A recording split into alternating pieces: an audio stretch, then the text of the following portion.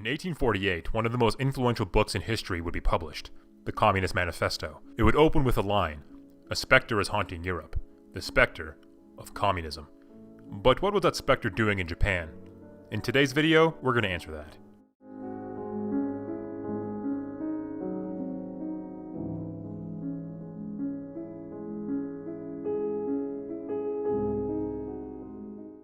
A divergence from the similar philosophy of socialism, communism would find its roots with Karl Marx when he would write his manifesto in England after being banished from Germany, for being what they saw as a threat to political stability. His ideas were a reflection of the growing unrest of the urban working class after enduring decades of grueling conditions during the Industrial Revolution. His message resonated with many as they witnessed a growing class divide in their societies. At the time of the manifesto's publishing, Japan was still an isolated country ruled under a dynastic shogunate, though this would change less than a decade later with the arrival of Commodore Matthew Perry and American gunboat diplomacy. The ideas of socialism and communism were brought to Japan during this period, along with many other foreign schools of thought from around the world, though its messages wouldn't resonate until further along during Japan's industrialization, when the growing urban workforce began to demand a more equitable distribution of the booming wealth being generated. After the opening of Japan, the already fragile shogunate was toppled by a coalition of forces looking to overthrow the shogun and return real power to the emperor and his court. Dissatisfied with how the shogunate had seemingly bent the knee to foreign powers, the revolutionists hoped that with a stronger, more centralized government, led by Heaven's chosen boy, the Japanese could rise from the embarrassment that they felt, and rise they did. Though ironically, the Meiji government eclipsed the shogunate in adopting Western ideas and technology, especially in regards to industrialization and military reform.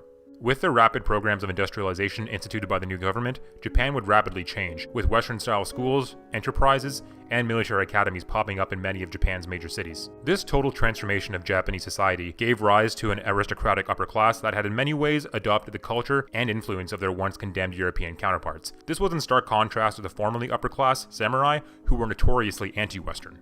And shortly after the beginning of Meiji rule, we start to see the formation of various liberal sects within Japanese society, such as the Freedom and People's Rights movement, which pushed for Western-style constitution and a national legislature, which the Japanese government would eventually adopt, though they were less successful in their goals of reducing the power of the central government and its oligarchs.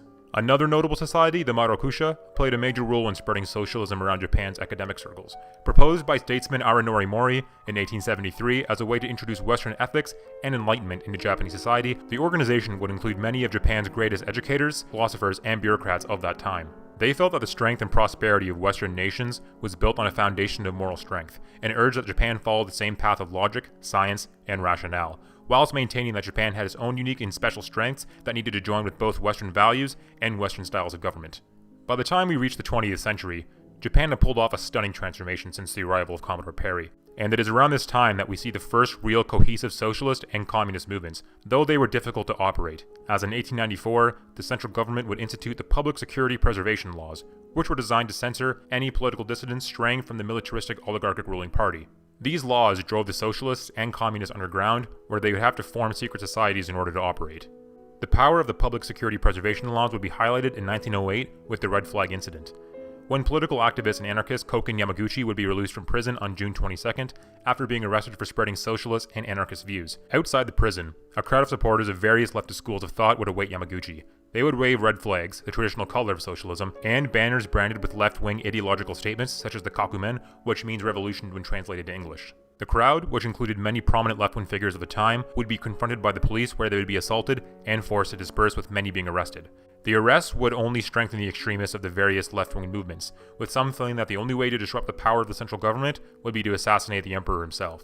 And plans would be established to do just that in the first decade of the 20th century.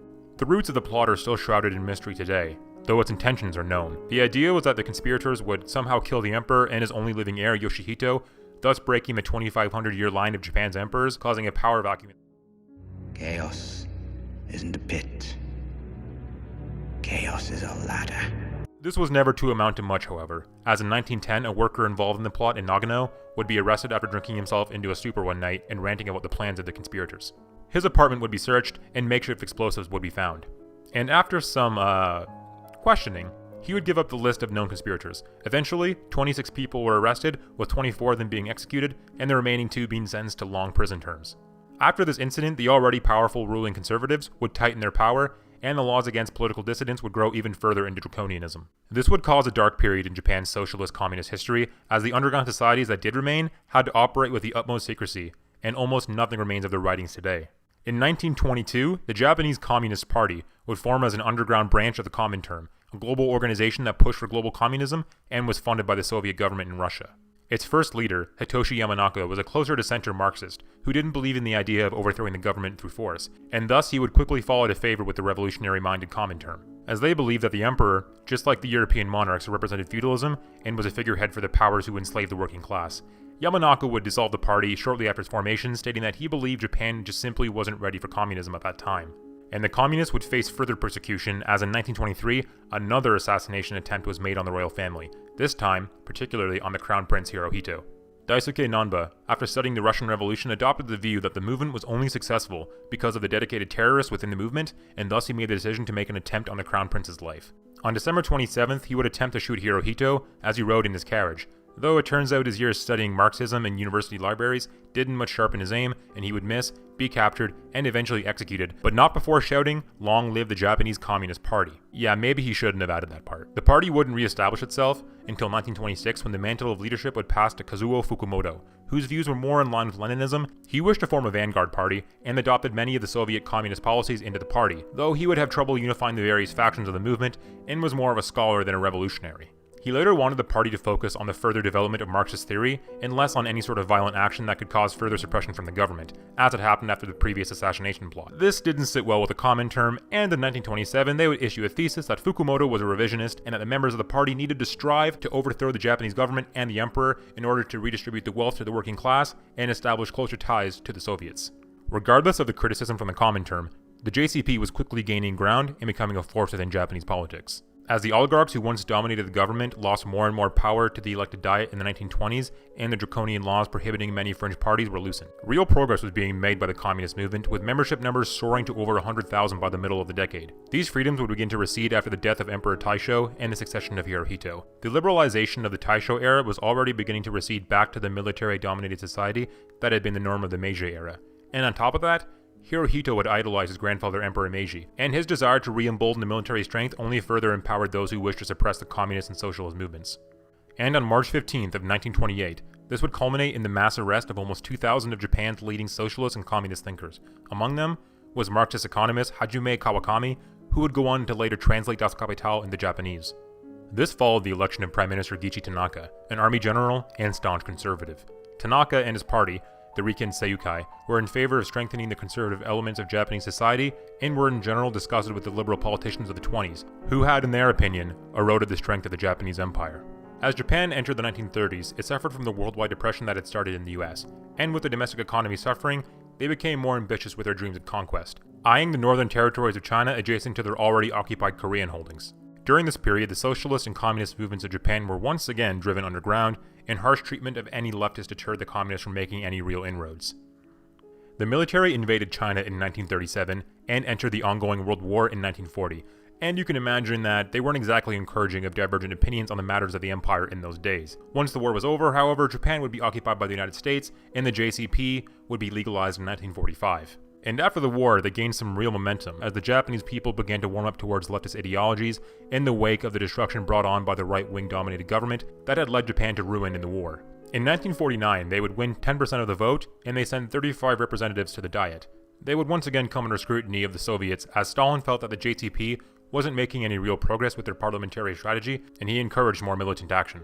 Catching wind of this, the Americans began to fear the Soviets gaining influence in Japan, and they engineered a Red Purge, which, once again, pushed the movement underground, and this is a pretty common theme that we see with many communist parties in history all over the world, especially as the Cold War intensified and McCarthyism and the Red Scare proliferated wherever the US held influence.